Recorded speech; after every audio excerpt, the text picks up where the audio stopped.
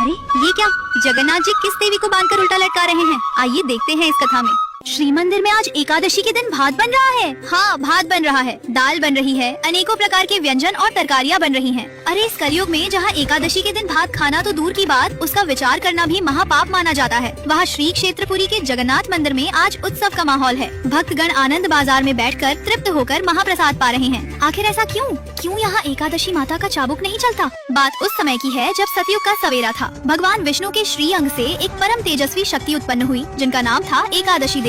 उनका जन्म ही इसलिए हुआ था कि वे संसार से पाप का नाश कर सके। ठाकुर जी ने उन्हें निहारते हुए एक विशेष वरदान दिया। बोले, देवी, महीने में 2 दिन तुम्हारा राज चलेगा। जो भी मनुष्य उस तिथि पर अन्न, विशेषकर चावल पाएगा, उसके सारे संचित पाप उस अन्न में समा जाएंगे, और जो तुम्हारी शरण में रहकर व्रत करेगा, उसे साक्षात मेरा धाम प्राप्त होगा। एकादशी माता जो थी, उन्हें अपनी इस शक्ति पर बड़ा गर्व हो गया। हो भी क्यों ना, तीनों लोकों में उनका भय था, स्वर्ग हो या पाताल। उस दिन कहीं चूल्हा नहीं जलता था। पापी से पापी मनुष्य भी एकादशी के दिन चावल को छूने से कांपता था। अपनी विजय पताका फहराती हुई अहंकार में डूबी एकादशी माता एक दिन नीलांचल धाम यानी हमारे जगन्नाथपुरी पहुंची। जैसे ही उन्होंने मंदिर के सिंह द्वार में अपना पहला कदम रखा, उनको लगा कि शायद वे रास्ता भटक गई हैं। उनका दिमाग चकरा गया। आज एकादशी की पावन तिथि थी, पर यहाँ का नजारा तो बिल्कुल उलट था। आनंद बाजार में हजारों भक्त बैठे थे। कोई भूखा नहीं था, कोई प्यासा नहीं था। सबके सामने मिट्टी के कुल्हड़ों में गर्मा गर्म अन्न परोसा जा रहा था। भक्त बड़े चाव से जय जगन्नाथ का उद्घोष करते हुए उस भात को पा रहे थे। एकादशी माता का क्रोध 7वें आसमान पर पहुंच गया। वे व्याकुल हो उठी। सोचने लगी, ये मेरा अपमान है। मेरे ही दिन यहाँ चावल? क्या जगन्नाथ जी मेरा नियम भूल गए? क्या उन्हें मेरी शक्ति का भान? सीधे मंदिर के गर्भगृह में घुस गयी। सामने रत्न सिंहासन पर ठाकुर जी अपने बड़े भाई बलभद्र और लाडली बहन सुभद्रा के साथ मंद मंद मुस्कुरा रहे थे। एकादशी माता ललकार कर बोली, प्रभु, ये क्या अनर्थ हो रहा है? आपने ही तो मुझे वरदान दिया था कि एकादशी को चावल में पाप पुरुष का वास होगा।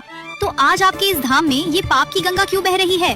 रोकिए इन भक्तों को, वरना मेरा श्राप सबको भस्म कर देगा। ठाकुर जी ने बड़े प्रेम से देखा और शांत स्वर में बोले, देवी, शांत हो जाओ। तुम देख रही हो, वो साधारण चावल नहीं है, वो कैवल्य है। वो मेरा महाप्रसाद है। ये साक्षात मेरी जूठन है, और मेरी जूठन में कभी कोई पाप निवास नहीं कर सकता। इसके सामने कोई तिथि, कोई नक्षत्र, कोई नियम बड़ा नहीं है। परंतु एकादशी माता का अहंकार जो था, वो बहुत बड़ा हो चुका था। उनको लगा कि भगवान केवल अपने भक्तों का पक्ष ले रहे हैं। वे जिद पर अड़ गईं। बोली, नहीं प्रभु, नियम तो नियम होता है। अगर सारी दुनिया चावल नहीं पा रही, तो पुरी में भी कोई नहीं पाएगा। मैं अभी जाकर उन भक्तों के पत्तलों से वो अन्न छीन लूंगी। जैसे ही एकादशी माता पलटी और उन्होंने महाप्रसाद को रोकने के लिए अपना हाथ उठाया, तभी अचानक मंदिर का पूरा वातावरण बदल गया। ठाकुर जी की वो प्यारी सी मुस्कान ओझल हो गई। उनकी बड़ी बड़ी गोल आँखों में वो तेज आ गया जो प्रलय ला सकता है, क्योंकि ठाकुर जी सब कुछ सह सकते हैं। अपना अपमान सह सकते हैं, लेकिन अपने भक्त और अपने प्रसाद का अपमान उनसे सहन नहीं होता। ठाकुर जी की एक हुंकार गूंजी, जिसने पूरे नीलशैल पर्वत को हिला दिया। वे कड़क आवाज में बोले, रुको देवी, तुमने मेरे महाप्रसाद को पाप कहने का दुस्साहस कैसे किया? क्या तुम भूल गई हो कि ये महाप्रसाद साक्षात ब्रह्म है?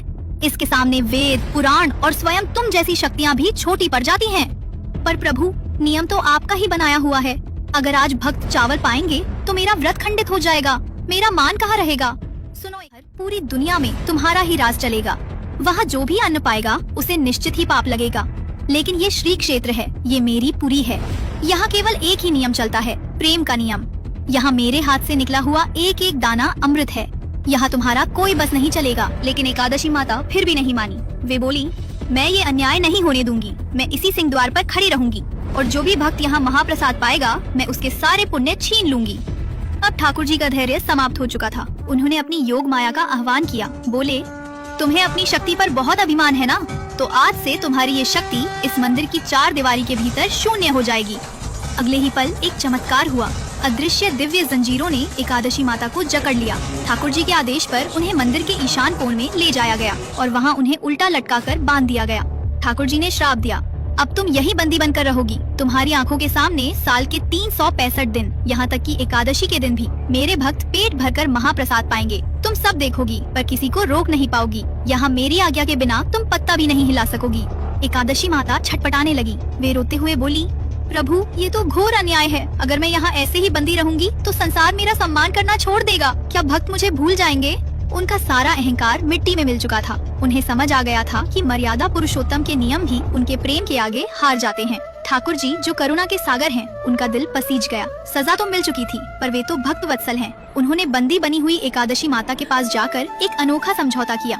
ठाकुर जी बोले, देवी घबराओ मत, मैं तुम्हारा अपमान नहीं होने दूंगा।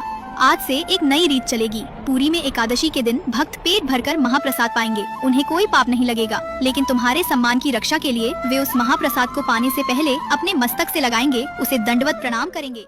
ये साधारण अन्न नहीं, प्रभु का प्रसाद है। मैं इसे प्रभु की आज्ञा मानकर ग्रहण कर रहा हूँ। मेरा व्रत खंडित न हो। एकादशी माता इस सम्मान से प्रसन्न हो गयी। उन्होंने वचन दिया, प्रभु जो भी भक्त इस भाव से पुरी में महाप्रसाद पाएगा, मैं उसके पाप नहीं गिनूंगी, बल्कि उसे 2 गुना पुण्य प्रदान करूंगी। यही कारण है कि आज भी जगन्नाथपुरी दुनिया की इकलौती ऐसी जगह है जहाँ एकादशी के दिन आनंद बाजार में हजारों भक्त बड़े आनंद से महाप्रसाद पाते नजर आते हैं।